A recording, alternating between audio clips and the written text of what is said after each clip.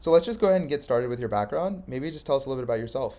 Yeah, so I have a bit of an unusual background for folks in machine learning. I originally come from neuroscience, actually. So I did my PhD in neuroscience, trying to teach mice to count and then understand how the brain enables animals to actually accumulate lots of different pieces of evidence and combine that to make sort of one decision. So originally kind of came to machine learning from that perspective, in that I was trying to understand this kind of basic biological problem, and that ended up giving me these massive matrices of neurons by time, where you know what's happening to each of the neurons in the brain at a given time point, and you know what the mouse was seeing at each of these given time points, and now you have to try to make sense of that. And that was my first exposure to machine learning, was from that. So I originally came from neuroscience and then kind of very quickly became completely fascinated by all things AI and machine learning in the early 2010s. I started my PhD in 2011. So, AlexNet 2012, Atari DQN 2013, it became really clear that there was a lot of really exciting stuff going on in AI and machine learning at the time. So basically redid my PhD in machine learning to change fields, to go into ML. And now have been kind of working on machine learning in various capacities for about a decade. Both spent some time at DeepMind for a number of years and then a number of years at FAIR before eventually leaving to start Datology. Awesome. So let's just go ahead and get started with your time at UCSD back in undergrad. So obviously this was way, way, way back when, 2008 to 2011, and you were studying physiology and neuroscience, and then you ended up going to Harvard for your PhD to get a PhD in neurobio. So I'm assuming this was, way back before you're interested in ML and before you sort of developed that interest. Maybe just tell us a little bit about some of the work you did in neuroscience in undergrad and grad school. Yeah, so, from a pretty young age, I had decided I wanted to do neuroscience. In fact, I wanted to be a brain surgeon Of course, of originally. That's course. what I first said when I was a little kid. But it turned out that actually I was really fascinated by neuroscience. In many ways, it's one of the most complicated problems you can imagine solving is, how do we as humans actually support the, immense set of tasks that we're able to perform and capabilities. And there's obviously a very clear parallel between understanding how humans can be intelligent and how to actually build intelligent systems. So I was always really interested in this concept of, where does intelligence come from and how do we make this work? When I was first exposed to research in undergrad, because like I mentioned, I was originally kind of thinking I would be a doctor, a medical doctor, not a PhD doctor. And kind of was approaching college from that perspective, and initially kind of viewed a research opportunity as a means to pad a resume to get into med school or something like that. Right. But then as soon as I started working in a research lab, I was fortunate to get to work with this guy, Fred Gage, who is very well known for being one of the first scientists to really identify adult neurogenesis. So you've probably heard this idea that you're born with all the neurons you're ever going to have. You can't make more neurons as an adult. Turns out that's not true. There is neurogenesis that occurs in adults in two places, in the hippocampus and in the olfactory bulb. The professor I worked with during my undergrad was kind of the first to recognize that this happened in the hippocampus. And there are lots of theories that this supports, new memories and new experiences and things like that. So I was very fortunate to get to work with him, and many of the postdocs and grad students in his lab, and that was my real first exposure to research, and I just immediately fell in love. I was just so taken by the rigorous way of framing a question and then trying to design an experiment that could actually shed light on that question in a meaningful way. And I would say, within a couple weeks, I was hooked that this is where I wanted to go. The work I did there was more kind of molecular biology focused. So we tried to understand, how different proteins were shuttled around a neuron to support, transcription and various other things throughout the neuron. But from there, I kind of became really fascinated by this question of circuits, of how do you actually take lots and lots of neurons and how do they work together to support these really complicated and really emergent sort of computations that we see humans and other animals are able to do, like decision making. So when I went to do my PhD at Harvard, I knew that I wanted to really focus on this area of neuroscience, which is often called computational neuroscience or systems neuroscience. science. Comp tends to be a little bit more from the theory perspective. Systems tends to be more from the experimental perspective. I came a little bit at it more from the experimental perspective. And the goal there was to try to understand how do thousands or hundreds of thousands of neurons actually work together to enable these complex computations. So the main project I worked on during my PhD, and this is quite different than machine learning PhDs, where typically you'll have many papers. In neuroscience, oftentimes you'll work on a single paper for your entire PhD. 5 years of work. So I literally spent 2 years just training mice to count, actually, where we would immerse these mice in virtual reality.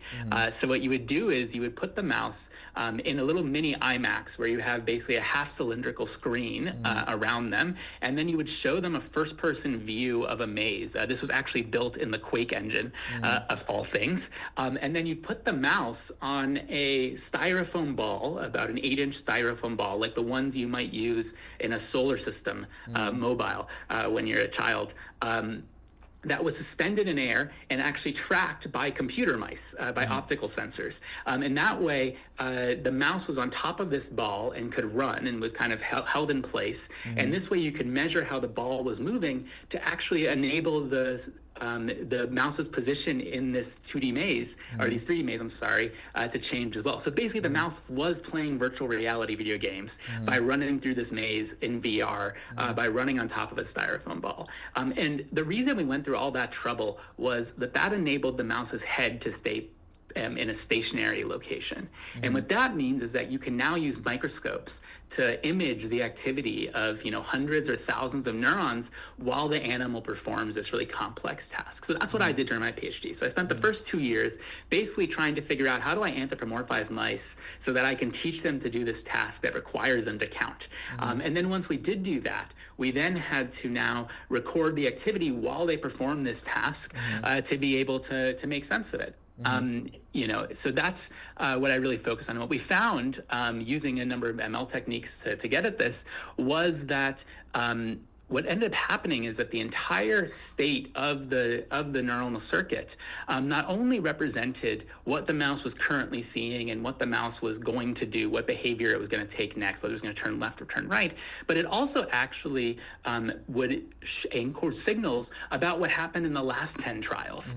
And importantly, the way that it would be represented when the mouse wants to make a left turn would not only be a function of what the mouse currently wants to do, but also what the mouse did going back 5 other trials. So this, we call this history-dependent variability. That there is this notion of the kind of the circuit and activation pattern that you see in one of in the brain is really a function of everything that the animal has seen previously. And that's quite different from the way people had thought about this, where people would tend to think about this as what's being encoded or represented is really just what's instantaneously present. You would think of these as being Markovian systems or things like that.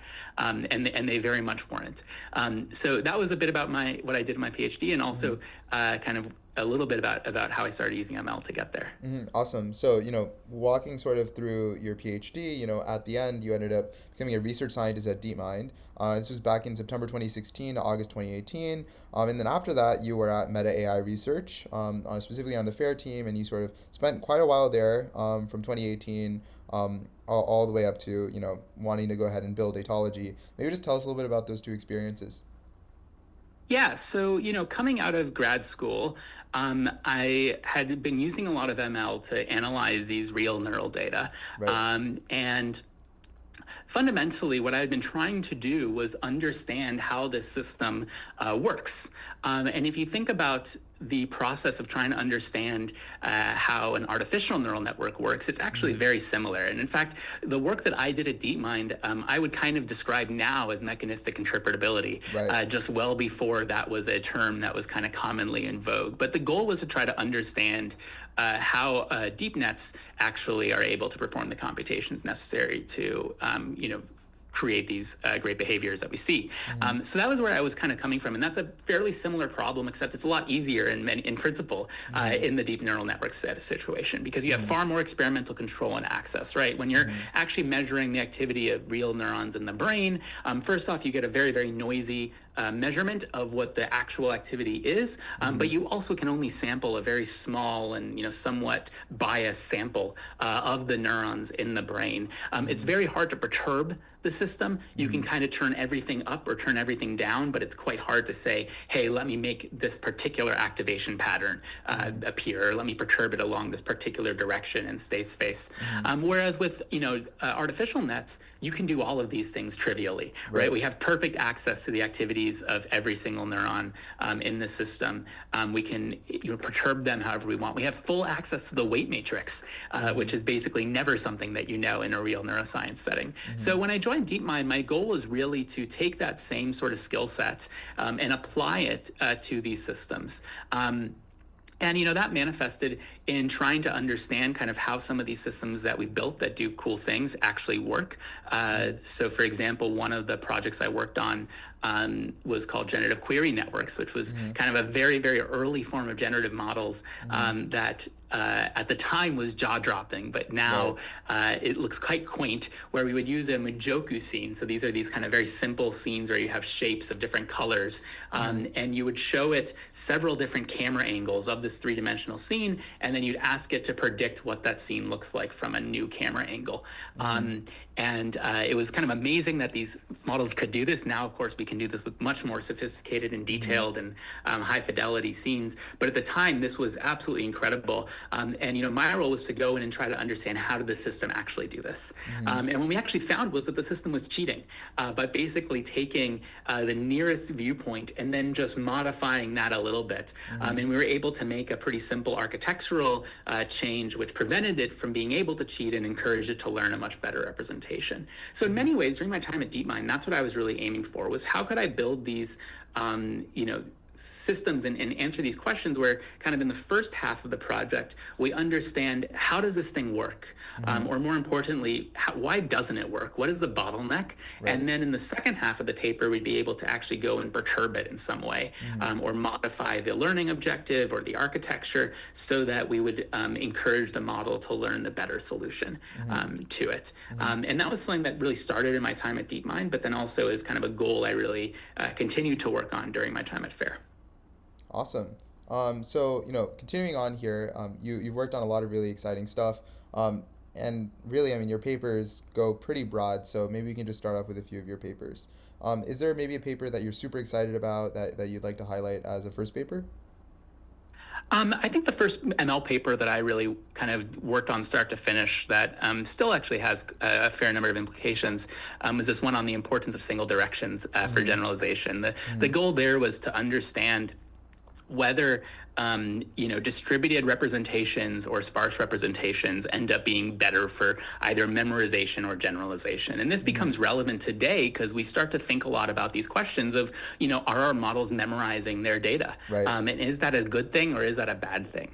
And what we found out in that paper was that if a model memorizes, it has to use a lot more of its capacity to do so than if it learns a general purpose solution. So you can force a model to memorize by randomizing the labels in a supervised learning context. So if I give every image in, say, ImageNet or CFAR a completely randomized but fixed label, then it can't learn this through any generic solution. The only way to solve this task is to memorize. And if you take those networks versus networks which have learned these general purpose solutions that generalize, what you find is that the models which generalize are much more robust to removing units than the models which memorize. So if you do a form of dropout, then this is much more harmful for memorizing networks and generalizing networks. And this really showed this notion that memorizing actually, while it can be very effective, has a cost in the capacity that's required. And I think we now see this in modern LLMs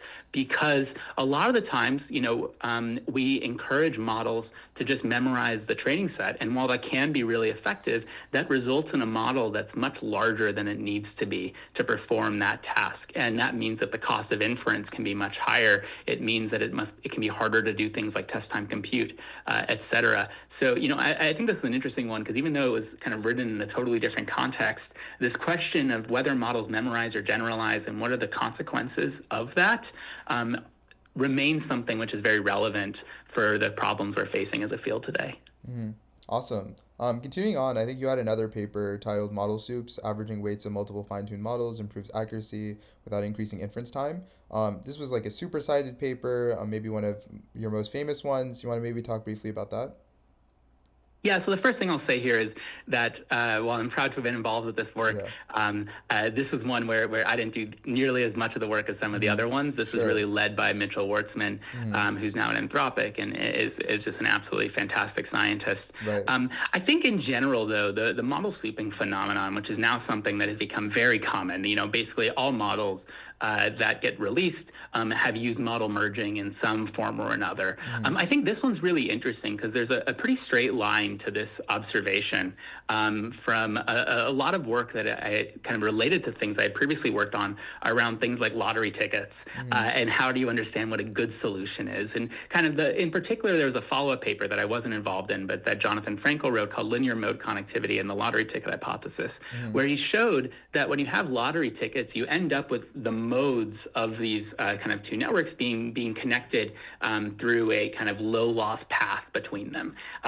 And that is the thing that enables you to average weights. The Mm-hmm. fact that there is this basin where if you have two models that are in the same basin, then you can interpolate between them and still be in a good place. Mm-hmm. Notably, you can't do this if the models start from two entirely different initializations, because then if I have kind of two separate basins that the models are in, and then I try to average them, I'm going to end up at a very high loss place Mm-hmm. in between them. So, I think this is kind of an interesting one because like a lot of the work I had done previously kind of touched on this. And then it led to this observation that not only can you do this model souping or merging and have it work, which I think was very surprising to many people in the first place, that not just that it's not harmful, but it can actually give you the best of all of the different anneals you do. Or if you do a fine tune, you can get the best of both the base model and the fine tune by doing this model merging. So I think this was a paper that was kind of has been very cool because of its impact primarily, but I think also because there's a neat scientific story Mm-hmm. of how we got there. Mm-hmm. That all said, I want to give all the credit to Of Mitchell course, of for this course, of one course, of because course. Yeah. he really did the hard work to get this result, and it's been incredibly impactful since. Yeah, of course. I think another paper you had is titled Convit, Improving Vision Transformers with Soft Convolutional Inductive Biases. Maybe tell us a little bit about this one. This one is actually, I think, a pretty interesting one, and one that I reference a lot Yeah, because it is part of the story of how I ended up getting to data. right. So I had mentioned just now that I always kind of wanted to write these papers Mm-hmm. where kind of part one is how does a thing work, or more importantly, how does it not work? Right. And then part two is how do I use that insight to improve the thing? Mm-hmm. And I would say that I had a lot of papers where we did part one correctly, Right. but then didn't do part two Mm-hmm. because either we tried and it didn't work, or it made things worse, or whatever. But it's much harder to actually use the insight for how do you make the model better, Mm-hmm. or the insight of how the thing works to actually go and make it better. Mm-hmm. Because a lot of the times it turns out you're not actually looking at a causal Mm-hmm. variable, you're looking at a correlated variable. Mm-hmm. And if you try to optimize for that correlated variable, you don't get the desired outcome Mm-hmm. that you want. So, the goal of Convit was how do we make something that's kind of the best of all worlds? There are all these inductive biases that we put into our models. For example, the convolutional inductive bias, which is what I would call a hard inductive bias. If you train a ComNet, the model can never learn not to be convolutional. It is inherently convolutional. There's no way around that. The goal with Convit is what if we could give a model an inductive bias that was soft instead of hard. So the model could listen to this inductive bias, but it could also perturb it and even move away from it if it needed to, if the data teaches that this is what the model should do. And the goal here was that this should hopefully be much, much better than a VIT, which, a default vision transformer has far fewer inductive biases than a Mm-hmm. default ComNet would be. And the goal was, can we give it the benefit of a ComNet without giving it the cost Mm-hmm. of a ComNet? Mm-hmm. And my expectation expectation going into this was that this was going to be dramatically helpful, would make a really big impact. And that is kind of what we saw. What we found, and I'll note, by the way, this work was led by Stefan Daskally, who's also a very talented scientist who really did all the hard work here. So the idea here was, let's take a VIT and let's initialize it so it's a convnet. And you can do this exactly by having each of the heads of the transformer correspond to a different offset in the kernel that you use for your convnet. So if you have a 3x3 kernel, you'd have 9 heads, each of which corresponding to one of the 9 positions. And doing this, you can initialize a model exactly to be convolutional, and you can basically do the weight tying so it is a convnet. And then you can train it with some regularizer on the loss that encourages it to stay convolutional, but of course that's a weighted parameter that you can play with to make that pressure stronger or weaker depending. Okay, so that was the framing of the project. We try this out, and what you find is that in small data regimes, and when I say the small data regime, I mean, say, less than a couple 100,000 examples, but especially when you're in like the couple thousand example regime, this is super helpful. It makes a really big impact. And if you look at where this paper has been cited, a lot of them tend to be in kind of niche scientific tasks like volcano prediction and things like that, which is pretty cool. I have to say, like, I'm kind of happy that it's made this impact in all of these use cases. However, as you increase the data size, what you see is that the positive impact of using this soft inductive bias goes down very rapidly and actually reaches a point where it's neutral, if not harmful, to have this soft inductive bias. And this was pretty shocking and disappointing to me, I will say. And there were 2 other papers that I had around the same time, neither of which got quite as much attention as ConVit, but all of which had this same point, that when you're in the small data regime, inductive biases are really, really important. But once you go to the big data regime, and I want to note, when I say big data here, I mean like 500,000 examples plus. Like, this is not that big relative to what we think about today.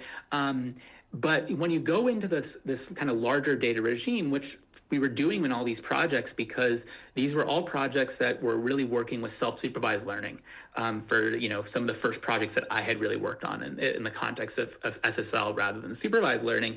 And when you go to SSL, you're no longer data bound in the same way that you are in supervised learning. So now you can go to these much larger data sets. And when you do that, what we very quickly found was that these soft inductive biases no longer just don't help, but can actually hurt you in many ways. And this was, I would say, along with these other papers, kind of the set of findings, all of which kind of slapped me in the face with this notion of inductive biases are not the way.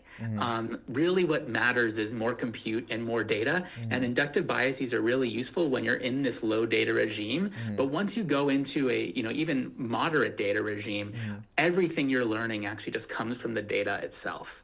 And my reaction to this, as someone who had spent 5 years working on inductive biases, it was quite confronting. Because I was faced with now this question: okay, I've written all these papers, I've done all this work that I'm proud of. Was it actually useful to anybody? Or have I been kind of working on all this stuff that's going in the wrong direction? And that was quite confronting, and was something that I will say was kind of somewhat hard to look at. It took me a little bit before I was kind of finally willing to confront this. And when I did, I eventually kind of said, okay, well, in this new world where, what matters are methods that improve with more compute and more data. This is the bitter lesson fundamentally, right? What makes sense to work on? I don't think it makes sense to work on these inductive biases that I've been working on anymore. So what makes sense instead? And I came to the conclusion that either I should make GPUs go burr, which I didn't know how to do, or I should make data better. And whenever you're both as a researcher and as a founder, what you want to find is an area where the potential impact is extremely high, but there's very few people working on it, right? When I think about kind of the scientists that have had the most impact throughout history, they're the people who have brought the future forward as much as possible. And if you work on something that 100 other people are working on, then yeah, if you win, you might get the credit, you might get the citations, and that's good for your career. But fundamentally, if you're worried about getting scooped, it doesn't really matter that you did the thing. If you hadn't done it, someone else would have done it, a week or two later. The places where you can really make an impact are the places where there's a lot of potential impact to be had, but for whatever reason, people aren't investigating or investing appropriately into those areas. And something that I've said before, and I'll say again, is that data research is the single most underinvested area of ML research relative to its impact, and I don't think it's remotely close. Right. The next best one might be evals. But I would argue that evals are a form of data in many cases anyway. But this is an area that just for a whole bunch of cultural reasons hasn't been explored nearly as much. Very briefly, these have to do with the fact that data is often viewed as plumbing. Data engineers are viewed as second-class citizens. Typically, if you think about kind of a NeurIPS paper, the kind of implicit assumption is given a data set, come up with a better learning algorithm that will get a better result on some benchmark. But the data set is actually viewed as a given, not as one of the variables you can play with. So all of this has led to this kind of being really underinvested in. Fundamentally, after kind of confronting the bitter lesson and realizing, hey, maybe I've not been working on the best stuff for the last couple of years. When I came out of it, I realized there's a huge opportunity to work on data. And this is an area that has so much low-hanging fruit and so little investment. And it's an area that's going to become increasingly important as LLMs become more impactful. And ultimately, that's what led me to start working on data. And that started the path that eventually led me to Datology. Yeah, amazing. All right, so last paper we'll get into pretty quick here before we dig really deep into Datology. You had a paper titled Beyond Neural Scaling Laws, Beating Power Law Scaling via Data Pruning. Maybe just give us a quick run through on this guy, and then we can get to Datology. Yeah, and this is a pretty natural transition one as well, because in many ways, I think this paper is the kind of foundational proof of principle paper for Datology. Right. And I was also pleased this paper was fortunate to earn a best paper at NeurIPS as well in 2022, which was great. But with this paper, what our goal was to say, okay, there's all these scaling laws research, most notably the Kaplan paper from the founders of Anthropic, showing that there's a predictable relationship between the amount of compute or data you inject into a model and the resultant performance of that model, right? And this enabled people to go, oh my gosh, more data means better models. We should put more data and more compute into models. And this is where everyone focused. The problem is that power law scaling sucks. It's really not very good. It's okay when you're on the left side of the plot.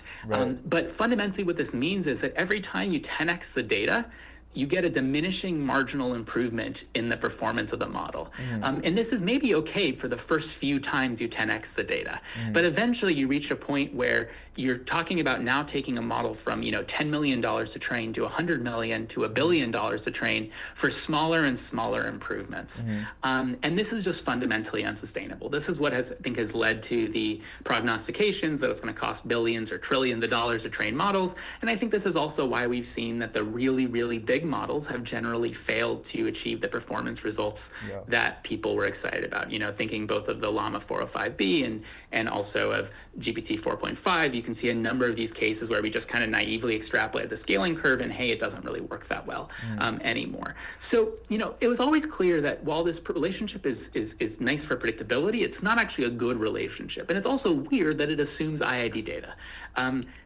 Garbage in, garbage out is the oldest adage in computer science. Why would we assume that this exponent is fixed and not something that you can adjust by changing the way you choose your data? So what we showed in Beyond Neural Scaling Laws, and this work was led by Ben Sorcher and Robert Gerhos together as co-first authors, and I was very fortunate to get to work with both of them.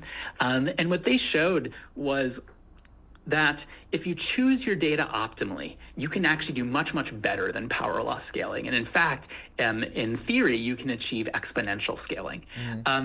But the tricky part is how do you actually do this? It's really hard to actually do this selection correctly. So, in many ways, the whole goal of Datology as a company is how do we take that vision that if you select and curate your data carefully, you can do far better than power law scaling. You can go beyond neural scaling laws. How do we make that something that one, works out of the box, two, generalizes to lots of arbitrary data distributions that might be quite different, that represent the data sources that are present within many of the largest companies in the world? And how do we make this easy for everybody to do? Because when you think about the impact of these scaling laws and the impact of bending the scaling laws, you're talking orders of magnitude with respect to the performance per dollar you get out of training a model. And this can mean the difference between it costing hundreds of millions of dollars to train a model versus it costing $1 million to train a model. And that's the sort of 0 to 1 change that would result in an enterprise training a model where they otherwise wouldn't. And in many ways, our goal at Datology is to take this aspect of data curation, which is so critical to making a good model, but is something which is extremely underspecified, both because of the lack of research investment and because this is the secret sauce. And if you go and you look at any of the tech reports from Gemini or any of the other models, you'll see that they have a 1-paragraph data section where they say data quality was the most important thing. We use heuristics and algorithms. And that's kind of the extent of what they'd share. So our goal at Datology is how can we take that core idea, how can we make it accessible to everybody so that anybody can train a model with the best data? And how do we push the frontier of this research forward? Because there's still so much low-hanging fruit here, and there's massive headroom available if we can do this better. Awesome. Tell us a little bit about like the actual product. Like, is this a website where people can go to? Like, what does the interaction with enterprises look like? Do they give you their data and then you guys go about figuring out the right data? That might be one thing to dig into, is like what exactly this looks like. And maybe another, we talk about these two aspects of research and engineering, and I think one of the things that we like the most about Datology at Delta is this concept of bridging research and engineering, like truly like from first principles. This is a research problem. What is the right data to select given some larger set of data? But you're also building a company out of that, right? You're building a product that's helping enterprises. Like, tell us a little bit about like from a leadership perspective, like how do you drive that interaction from research and enterprises and the application side, and how do you merge those two into a really effective combination? Yeah, those are great questions. All right, let me first start by answering the question of kind of what does the product actually look like and how does it work? And then I'll touch on how kind of research and Eng work together and kind of how this is one life cycle of the company. All right, so first off, kind of how the product works. One of the first things I learned when I started going down the route of thinking about starting a company is that no enterprise will share their data with anyone, let alone a Series A startup. So we designed the product from the ground up so that we bring our curation to the customer's data, not the other way around. So we deploy to the customer's VPC or to their on-premises environment. And critically, this means that their data stays secure in their environment. It never leaves their environment. Now, this provides some interesting challenges for us from a science perspective. It means that now we have to be able to have our curation product work fully automatically in an environment that we have limited access to, where there can't be any human in the loop and where we can't actually go and inspect the data. And this means that kind of fundamentally from a science perspective at Datology, we have two big problems we have to solve. Number one, how do we push the frontier? How do we figure out how to do better curation? And number two, what I would kind of describe as the out of distribution generalization problem. How do we build curation systems which are robust to diverse and many different data distributions so that they automatically adapt to both the input data set and the downstream use cases? One thing that's important to note about curation is there's no single golden curation that is good for all downstream tasks. Curation is only optimal with respect to a given set of downstream tasks. So if you want to train a really great legal reasoning model, you're obviously going to value legal data more than healthcare data and vice versa.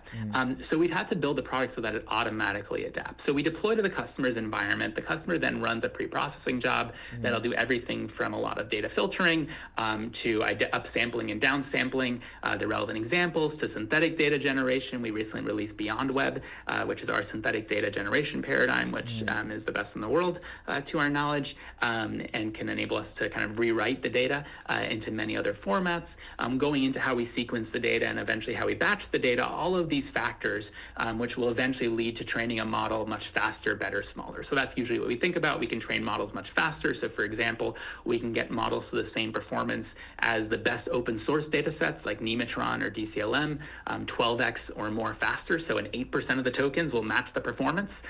We can get dramatically better performance in the same compute budget, so performance that would require you to train on the uncurated data for 5 to 10x longer at least. And then we can train models with far fewer parameters to match or outperform larger models trained on the uncurated data sets.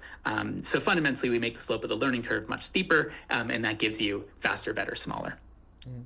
So that's a little bit about how the product works and how we kind of work with our customers. And then typically our customers have some combination of open source data, proprietary data, and then licensed data, either that they've gotten from an annotator or from a third party like Reddit or Shutterstock or something like that. So that at a high level is how the product works. Now, I really thought your question about research and eng is a really interesting one, and let me spend some time on that one. Yeah. So, we are not a research lab in the sense that the primary output of Datology is a product which really benefits our customers and drives value and enables them to train models to the performance and for the cost that just would never be possible without using something like Datology. And that's really what drives us. However, in order for us to be successful at that, we need to do the best data research in the world. We need to be the best in the world at valuing data with respect to a given use case. And in many ways, I think that's kind of the NP complete problem of AI. If you give me a task and I can tell you these are the data that'll teach your model to do that task, you can kind of do anything. So we have this one big challenge as to how do we actually drive the research both to build the best curation approaches and to build the most robust curation approaches so that we can actually do this at scale. And then kind of paired with that is we also need to have an incredibly complicated engineering pipeline that can actually implement these, many different algorithms in a way that's scalable, that's fast, that's accurate, that's reliable, et cetera. And there's a lot of nuance to actually how do you combine these. So, on the one hand, we have this really kind of hard and complicated research problem of how do you do the best curation? How do you make this generalized to different modalities? Right now, we support text models, we support image models and image text models, but we're also starting to do a lot of work on things like audio, video, tabular, and time series data. One of the common requests we get is for biological data sets. So that's another area we're quite interested in. So how do you build, really robust algorithms that generalize across these modalities? How do we push the frontier there? But then similarly, on the engineering side, how do you build the data platform for the AI era? Right? The data platform we have currently was built and designed for the big data era, where the primary consumer of data is a data scientist with a Jupyter notebook.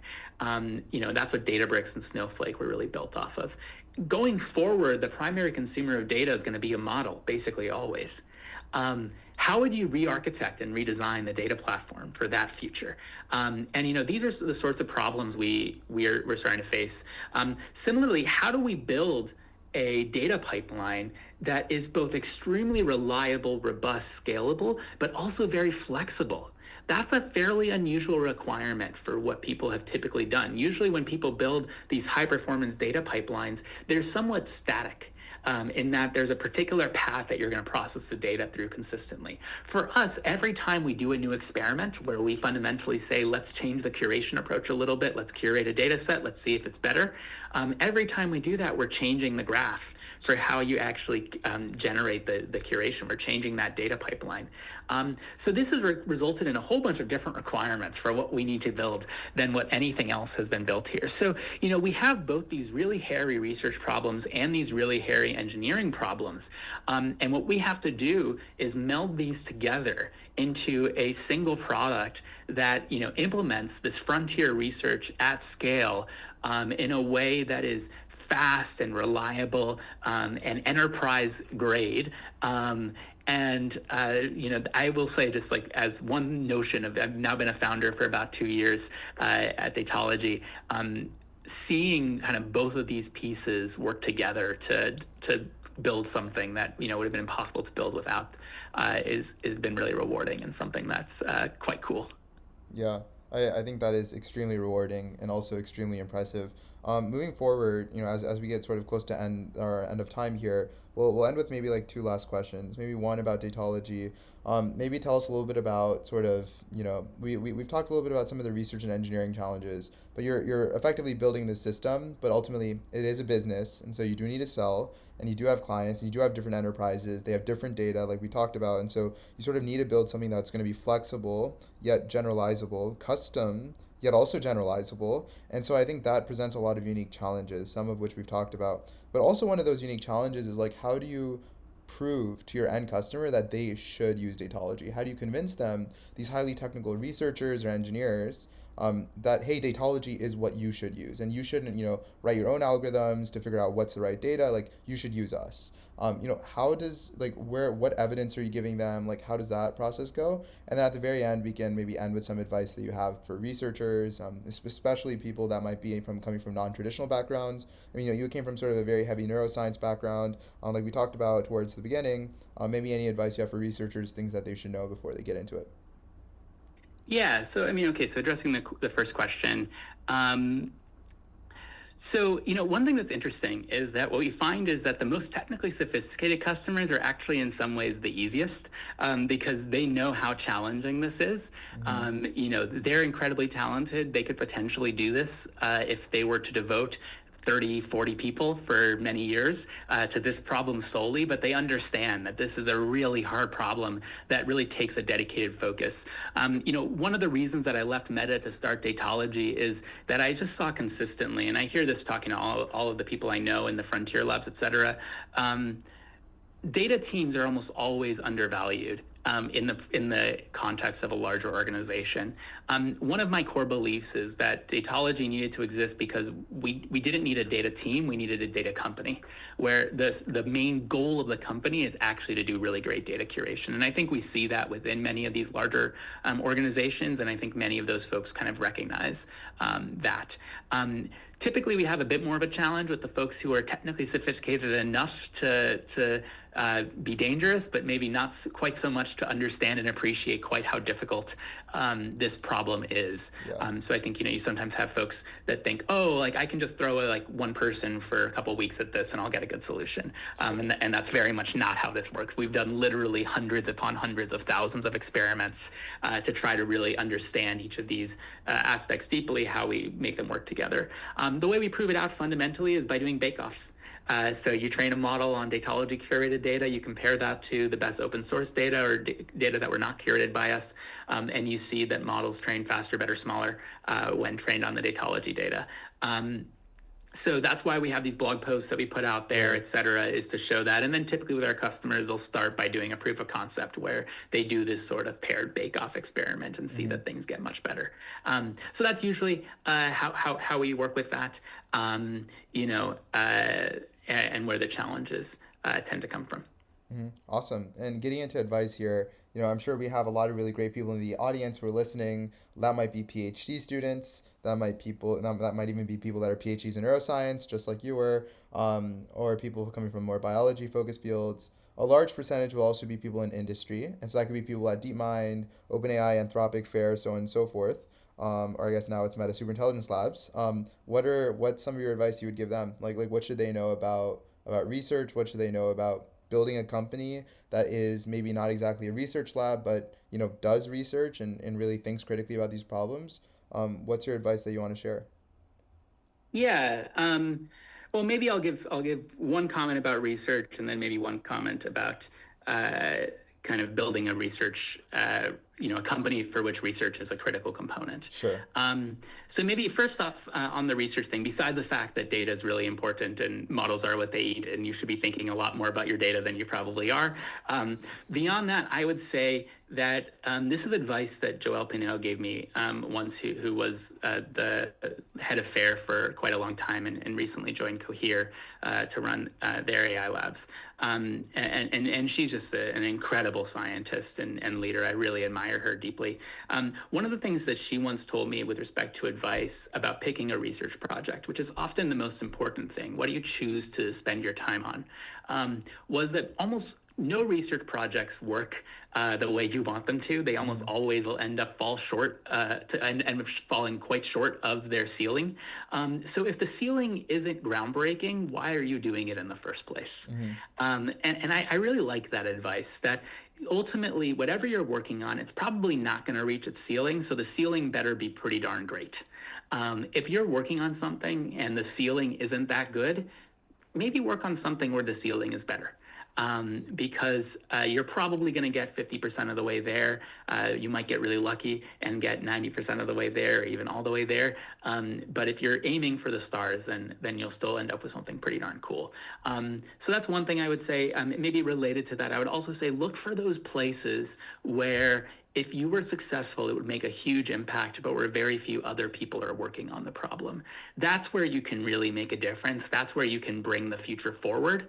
And that's where you can make a huge impact on the world. Those are almost never going to be the hottest topics. So I would say like probably almost nothing in LLMs would currently satisfy that at the moment. That's generally going to be somewhere a bit more out there. When I started working on data in 2021, that was very much one of these areas where that was the case. So that's what I would say about kind of advice to a younger researcher around kind of building the company. I would say incentives are the most important thing. Whenever you build any organization, people act to their incentives. And the cool thing about a startup is you can actually set the incentives in a way that really aligns everyone's motivations. Like equity, for example, at a startup is really valuable for aligning incentives. And that, if you as an employee make the company successful, you have control over your own stake in that company. You can make it more valuable. When you get to a place like big tech, yeah, you're paid in stock, but you have no control over the value of that stock. Maybe you can mess it up, but you can't make it much bigger. So, and like one of the cool things about startups is that you can actually really structure incentives so that everybody's pointed in the same direction. And in fact, you kind of have to, I think, in order to be successful. And whenever I think about organizations, this has, I think, been one of the deepest lessons is think about what each person's incentive is within that organization and what that would drive them to do, what will make them successful. And if you understand that for all the different players in any sort of situation, this also applies to negotiations, et cetera, any situation, if you understand what everyone's incentives are and what would make them feel successful, it's often much easier to both kind of get the outcome you want and also to build a system that kind of across the scale of an organization drives the outcomes that you want as a leader. So this is something I think a lot about these days is kind of how do we build a company where all the incentives are pointed in the right direction? Awesome. Very, very, very last question. Any research areas that you're very excited about, topics you're very excited about? There's been a lot of chirping recently about RL environments on Twitter/X, sort of across the board. A lot of things going on about RL. Obviously, you guys are heads down, hard at work on solving these data problems over at Datology. But outside of the realm of what you clearly have incredibly high conviction in, through the journey that we sort of talked about, any other areas that you think are interesting, maybe underserved, that maybe more researchers should think about? Yeah, so obviously there are so many data problems here that it's hard to go Yeah. beyond them. I'll give one that's a kind of broader question, and I think there is a data component of this that we're quite excited about, Mm-hmm. which is really starting to view the different stages of training jointly as a single process. One of the things that I think people like to think about is kind of pre-training and mid-training and post-training as being like discrete, separate processes. Maybe pre-training and mid-training are sometimes grouped together, and then post-training is different. And some of this just has to do with the economics of like, okay, it's expensive to do pre-train, mid-train, it's maybe cheap to do post-training or things like that. Mm-hmm. But I think what we're increasingly seeing is that these are not separate processes, Mm-hmm. and that the way that they interact is really important. For example, we can look at the success of RL when using llama models versus Quen models. Mm-hmm. There's a really salient, obvious difference where Mm-hmm. Quen models take to RL dramatically better Mm-hmm. than llama models take Mm-hmm. to RL. Mm-hmm. So what leads to that? How do we we understand this better? And this is an area that we have a lot of hypotheses about, and we think there's a lot of interesting things. We think a lot of it has to do with the data you show models, I'm sure. as you I'm might sure. expect. I'm sure. But moving away from these as being discrete processes and instead thinking about this jointly, how does pre-training impact your ability to do RL at post-training time? How does pre-training impact your ability to do test time compute, impact your ability to align or misalign a model? These are all really interesting interactions that I think we can get a lot of leverage out of probing much more deeply. Awesome. And on that note, we have the legendary Ari Morcos. Thank you so much for coming on the podcast. Really appreciate it. Thank you so much for having me. It was a fun conversation.